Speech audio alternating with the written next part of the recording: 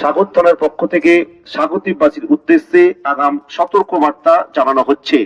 দক্ষিণ বঙ্গোপসাগরে সৃষ্ট ঘূর্ণিঝড় মান্থা আগামী ইংরেজি 28/10/2025 মঙ্গলবার থেকে 31/10/2025 শুক্রবার পর্যন্ত আবহাওয়ার পরিবর্তন ঘটবে।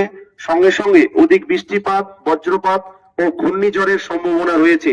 তাই নদীর উপকূলবর্তী এরিয়া সহ সকল স্বাগতিকবাসীকে জানানো হচ্ছে, আপনাদের দুর্বল কাঠামোযুক্ত কাঁচা বাড়িতে যিনারা বসবাস করছেন, আপনারা আপনাদের এরিয়ায় কাছাকাছি পাকা বাড়ি বা ছাদ ওয়ালা বাড়িতে প্রয়োজন হলে বাড়ির গুরুত্বপূর্ণ জিনিসপত্র নিয়ে আশ্রয় গ্রহণ করবেন।